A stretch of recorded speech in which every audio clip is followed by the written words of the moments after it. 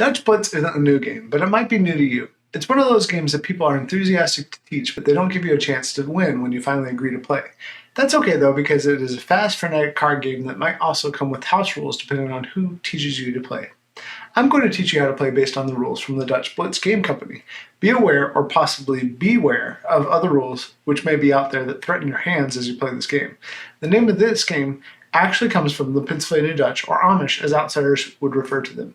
The confusion in English comes from the fact that what we call the Netherlands and Germany were once referred to with the same term. The game itself has similarities to the German game Ligretto because both games are essentially based on a game called Nerts, which is played with standard playing cards. In any case, Dutch Blitz was created by German-American immigrant Werner Ernst George Muller, who wanted to help young children find a fast way to learn their colors and numbers. Let's take a look at how to play this competitive game for 2 to 4 players.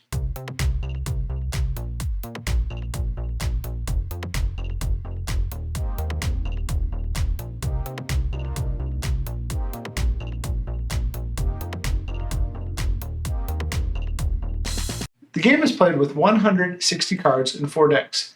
The decks are Pump, Carriage, Plow, and Pail. Each player will choose a deck and keep it for the duration of the game. The faces of these cards are printed in red, blue, yellow, and green. The red and blue cards have a Pennsylvania Dutch boy illustration. Likewise, the green and yellow cards have a Pennsylvania Dutch girl on them. Each player will build 3 basic groups of cards in front of them in order to play the game. The 3 piles are called the Post, Blitz, and Wood piles. After shuffling, place 3 cards face up in a row.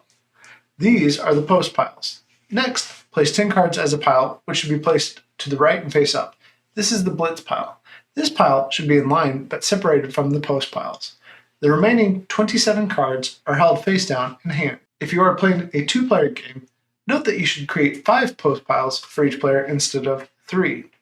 The object of the game is to build as many piles in sequence 1 through 10 in the same colors as the center Dutch piles for points toward the game, using as many cards from the Blitz pile as possible.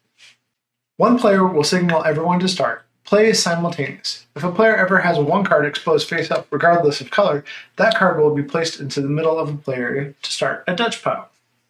Next, a number 2, then a 3, and so forth may be added in ascending order to the same color pile until it reaches number 10. If a player ever uses a card from a Post pile, they will refill that post with the top card of the Blitz pile. If at any point a player has no cards exposed to be used in this manner, they will count off the top 3 cards in a pile face up.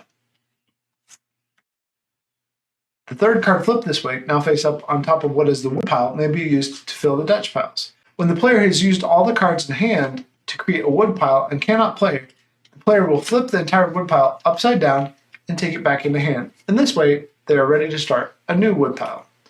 If a player so desires, they may also play under their Post pile using the following rules.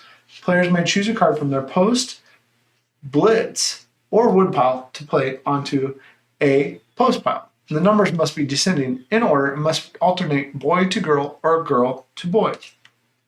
The number and color must be visible to all players. Players will continue making all sorts of plays like this until one player uses up their Blitz pile and announces Blitz. As soon as one player exhausts their Blitz pile, they have blitzed their opponents and ended the hand. Don't forget, cards for placement in the Dutch piles can also be drawn from a player's Post and Wood piles. Several of these hands or rounds will be played until a total of 75 points has been accumulated by one player, who then wins the game.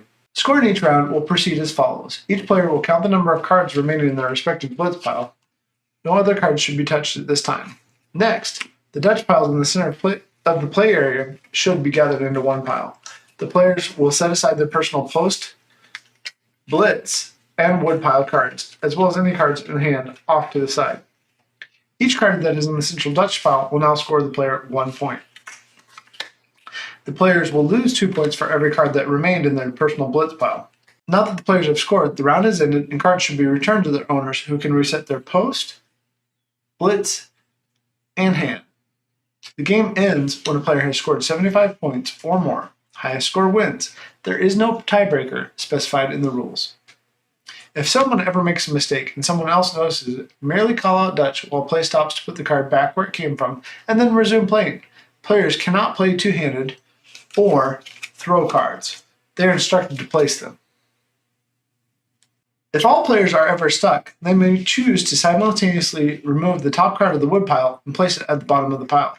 Shuffling never happens during the gameplay of a round. Now you know the basics of Dutch Blitz and even a little history to the game. In addition to the base game, you can get a second set of cards in the Blue Pack expansion with 4 additional sets, so that you can play this game with up to 8 people instead of 4. That's if you need a little more crazy in your life. Remember, if you like to fight with your partner or friends more than you like assembling IKEA furniture, this is the game for you. If you enjoyed this how to play, please click that subscribe and share the video. I would enjoy hearing in the comments about your experience playing Dutch Blitz or any other card game. Thanks for watching and happy gaming.